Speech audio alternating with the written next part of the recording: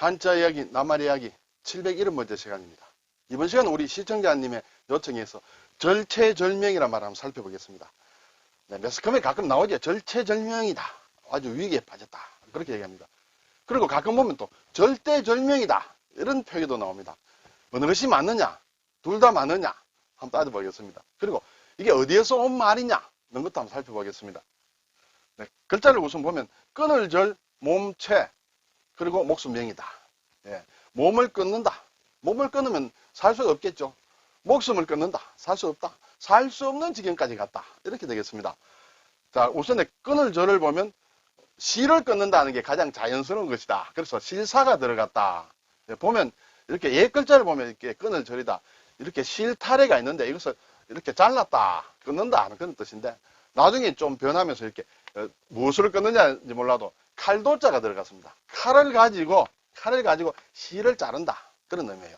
그리고 좀 더 지나서는 이제 병부절이 들어갔습니다. 병부절은 이제 이 부분으로 연결이 되는데 사람이 무릎을 꿇고 앉은 모양이다. 사람이 앉아서 칼을 가지고 실을 자른다. 그런 의미로 이 글자가 변해져 왔다. 이렇게 되겠습니다. 자, 그래서 끊는다. 그럼 몸은 이제 몸체다. 우리 몸입니다. 몸은 뼈가 기준이 됩니다. 뼈, 고래, 풍성할 풍이다. 풍부하다. 뼈만 가지고는 안 되죠. 살이 이렇게 가득 붙어 있어야 됩니다. 그렇게 생각하면 되겠죠. 그래서 풍이다. 들어가서 몸체다. 목숨명은 이렇게 하여금 영입니다. 명령을 내린다. 이것은 신으로부터 신탁을 받는 모양이다. 이렇게 되겠습니다. 그리고 신이 이렇게 입으로 명령한다 하는 것처럼 명령을 하는 것이다. 그리고 신의 명령 또는 신의 말이란 것은 인간의 목숨은 신에 의해서 좌우된다 해서 목숨이다. 이런 뜻으로도 쓰인다. 이렇게 되겠습니다. 그러면 절체절명, 그렇죠? 몸도 목숨도 다 되었다. 다 끊어졌다는 뜻이다. 그래서 궁지에 몰려서 살아날 길이 없게 된 막다른 처지다. 그렇습니다. 어떤 상황이 어떤 형편 때문에 어떤 이유인지는 몰라도 어쨌든 내 몸도 다 끊어지고 목숨이 다 끊어졌다. 더 이상 나는 이제 어떻게 할 수가 없다. 끝까지 갔다. 끝까지 어떤 궁지에 몰렸다. 그런 상황이다. 그래서 상당히 곤란하겠죠. 이렇게 되면. 그래서 절체절명의 위기다. 이렇게 되겠습니다. 여기서 절이라는 것은 결국은 다할궁자, 궁할궁자, 아주 궁지에 몰렸다. 다 되었다라는. 몸도 다 되어 있고 목숨도 다 되었다. 그런 의미로 볼 수 있습니다. 그런데 가끔 절대 절명이란 말로 이렇게 쓰는 경우들이 있다. 그런데 이것은 틀린 것이다. 이런 것은 없다. 이런 낱말은 사전에 나오지 않습니다. 그럼 왜 잘못 알고 있느냐? 우선에 발음이 좀 비슷합니다. 절체절명이나 절대절명이나 이런 한자와 이런 사전 지식이 없는 사람이 들으면 나중에 비슷하게 들릴 수도 있습니다. 어쨌든 발음이 첫째 비슷하다. 그리고 이 말이 사실은 일본에서 온 말로 저는 생각을 합니다만 일본식으로 발음을 하면 절체절명이나 절대절명이 발음이 똑같습니다.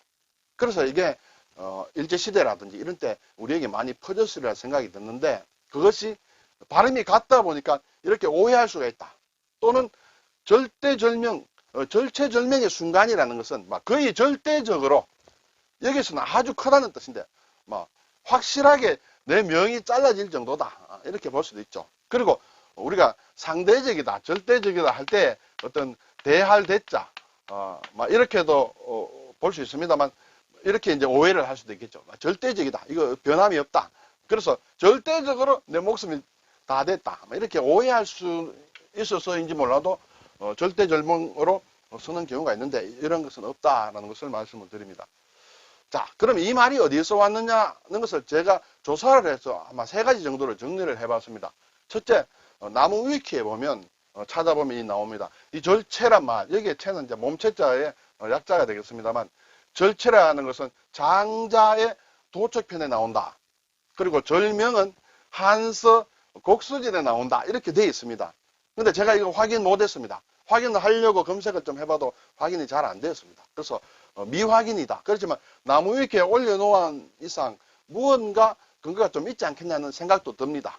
두 번째는 우리나라 인터넷을 아무리 검색해도 잘 안 나와서 일본 사전을 검색을 찾아보니 일본의 삼성당에서 나온 신명해 국어사전에 보면 나옵니다.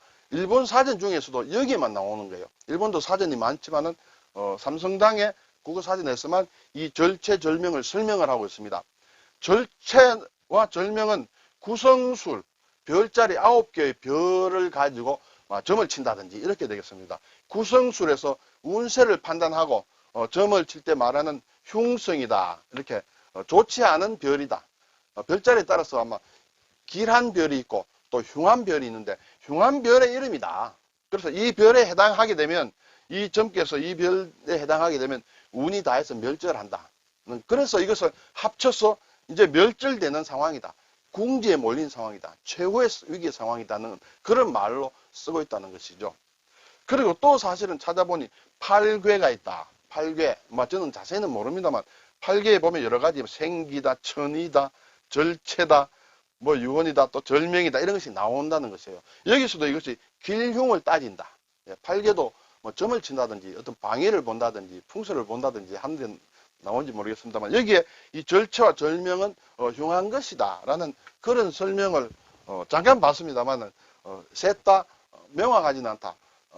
여러분께서 참고를 하시라. 저는 두 번째 설을 그래도 신뢰할 만한 사전에 나와 있는 것이기 때문에 현재로서 저는 두 번째 설을 믿을 수밖에 없다. 저는 개인적으로 그렇게 생각을 하고 있습니다. 자, 오늘 절자가 나왔는데 이것과 같은 뜻 그리고 같은 발음의 글자가 끊을절이 있습니다. 이 세 개를 어떻게 구분하면 좋을 것이냐 하는 것이 사실은 한자 공부하는 사람들은 뜻과 발음이 같은 글자들이 많이 있을 수 있겠죠. 그걸 어떻게 구분해서 쓰느냐는 것은 상당히 어렵습니다. 그래서 제가 찾아본 데는 우선에 이 끊을절과 이 끊을절을 봤을 때 위에 끊을절은 실제로 이렇게 자를 수 있는 것, 그것은 어떤 보이는 물건 같은 것을 얘기하죠. 아래 것은 보이지 않는 것, 좀 추상적인 것, 어떤 관계나 생각이나 이런 것을 끊는 것이다. 이렇게 일단 설명하는 사전이 있습니다. 그걸 중심으로 보면 대략 그렇게 낱말들을 만들 수 있다. 그렇지만 꼭 끊는 것은 아니다. 예를 들어서 위편 3전이다. 네. 가죽끈을 3번이나 이렇게 끊어졌다. 공자님이 주역을 읽을 때 이게 가죽끈이 3번이나 잘라지도록 책을 읽었다. 이렇게 되겠죠. 그때는 실제로 가죽끈은 끊어지는 것이죠. 자를 수 있는 것이죠. 그렇지만은 이 절을 쓰지 않고 이 절을 썼다. 또 절장보단이다. 긴 것을 잘라서 짧은 것을 메꿔준다. 이런 것을 실제로 자른다. 물리적인 것이다. 이렇게 볼 수 있죠. 그리고 이 아래의 절은 아주 좋다. 좀 긍정적으로 절경이다. 아주 좋은 경치다. 절정이다. 아주 끝까지 올라갔다. 이런 것도 쓰는 낱말을 만든다. 이렇게 되겠습니다. 자, 예를 들어서 절연이다.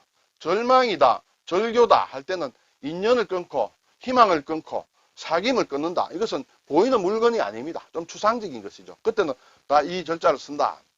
자, 그리고 이 끊을 절을 쓰는 것은 실질적으로 보이는 것을 끊는 것이 일반적이다. 그래서 철판을 절단을 한다든지 선을 자른다, 절선을 한다든지 이때는 이것을 쓴다는 것이죠. 네. 그러면 예를 들어서 절망이다. 여기에서 절망은 희망을 끊는다는 것이에요. 그렇지만 여기에 이 절을 쓰면 여기에서 절은 아주 간절한 희망을 얘기한다. 절망이다. 이 절은 보이는 것을 주로 끊고 보이지 않는 것은 끊지 않는다. 그래서 희망이라는 것은 보이지 않는 것이에요. 그래서 여기에 적었을 때는 간절한 희망이다. 또 이런 낱말이 새로 만들어집니다. 자, 이 절자, 이 끊을 절자는 절취를 한다. 예, 종이에 보면 책에 절취선이 있다. 그것을 잘라주세요 할 때 이 절이다. 끊는다는 것이에요. 또 절편이다. 이것은 수학에서 보면 X축, Y축에 어떤 축을 자르는 것, 그것은 절편이다. 네. 그리고 절단을 한다. 자, 여기에도 절단이 나왔습니다. 여기도 절단이죠. 그래서 이것은 또 똑같은 의미로도 쓰인다. 경우에 따라서는 이것들이 세 개가 엄격하게 구분되는 것이 아니라 같은 뜻으로 쓰이는 경우도 있다. 이렇게 되겠습니다. 이것은 말씀을 들을수록 사실 더 복잡해집니다. 그렇지만 한 번 더 살펴보겠습니다. 자, 같은 끊을절이 세 글자다. 예. 이것은 실제로 날붙이로 끊는다는 뜻이 있다. 여기에도 끊는다, 자르다는 뜻이 있다. 그래서 같이 쓰는 경우도 있다. 네, 예를 들어 앞에서 말씀드린 대로 이 절단과 절단은 실제로 무엇을 자르는 것을 얘기한다. 이렇게 되겠습니다. 그리고 절취를 한다. 이것도 실제로 뭔가 자르는 것을 얘기한다. 같이 쓰인다는 것이에요. 자, 그런데 앞에서 끊을절, 이것은 실제로 자르는 경우도 있다. 실을 자른다든지 보이는 것을 자르는 경우도 있다. 완전히 물리적으로 물건을 자르는 것과 어떤 생각을 자르는 것이 이 절과 이 절이 완전히 구분되는 것은 아니다. 섞여서 서 있는 경우도 있다는 것이에요.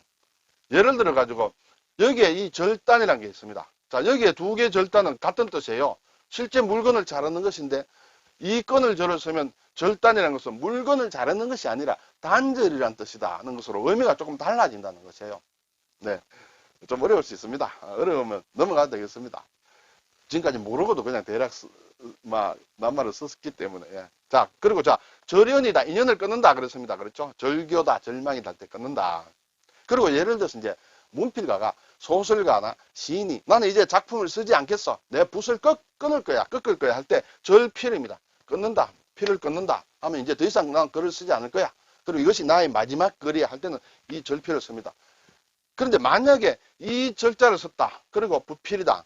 실제로 붓을 꺾는다. 그렇게 볼 수 있겠죠. 네. 글을 그만 쓴다는 것이 아니라 실제로 붓을 내가 꺾어버렸다. 끊어버렸다. 예를 들어, 야, 공부를 그렇게 못해. 더 이상 공부하지 마. 연필 가져와. 실제로 아버지가 끊어버렸다 할 때는 이것을 쓸 수 있겠죠. 굳이 말하면 쓸 수 있다. 그렇지만, 인터넷 같은 데 보면 이 두 개를 같은 의미로 쓰는 경우가 있는데, 여기서 그때는 이게 좀 틀렸다. 저는 그렇게 생각을 합니다. 자, 절해. 아주 바다를 중심으로 사이가 멀리 떨어졌다. 절해고도다 하면 육지에서 바다를 건너두고 멀리 떨어진 외로운 섬을 절해고도다. 이때는 사이가 띄어졌다. 무엇을 끊었다 하면 사이가 생기겠죠. 그리고 이제 절정이다, 뛰어나다, 네, 절경이다 할 때 쓰는 것이다. 이렇게 되겠습니다. 자, 앞에서 절편이라는 것은 수학에서 X축, Y축을 자르는 것이라 했는데 만약에 여기에서 이 절로 쓰면 어떻게 되느냐? 이것도 말을 만들 수 있다. 왜냐하면 한자라는 것은 각 글자마다 나름대로 뜻을 가지기 때문에 글자를 조합하면 새로운 뜻을 만들 수 있다. 여기에서는 이 절편은 뭔가 아주 얇게 이렇게 조각을 내어서 자르는 것을 얘기한다. 예를 들어서 현미경으로 무언가를 관찰하기 위해서 얇게 뭘 자른다 할 때는 이렇게 쓴다. 이게 좀 어렵죠. 자, 그리고 이 발음은 같은데 뜻이 좀 비슷하다. 여기는 끊는다, 여기는 꺾는다. 헷갈릴 수가 있다. 가끔 가다 보면. 이거 그렇지만은 끊고 자르는 것과 꺾는 것은 좀 다르다. 이렇게 되겠죠. 꺾는다, 나누는다, 부러진다. 이때는 굴절한다. 또는 좌절시킨다. 골절상을 입었다 할 때는 이렇게 한다. 그래서 꺾을 절과 끊을 절도 구분할 필요가 있다. 이렇게 되겠습니다. 네, 오늘 절체절명. 네, 이것은 일본에서 나온 말이고 절체와 절명이라는 구성술의 흉암별, 흉성의 이름을 붙여서 만든 글자다. 네, 그렇게 되고 절체절명을 가끔 절대절명으로 쓰는 경우가 있는데 이것은 틀린 것이다. 그 이유는 여러 가지가 있겠습니다만 네, 오늘 절체절명이라는 말을 한번 살펴봤습니다. 감사합니다.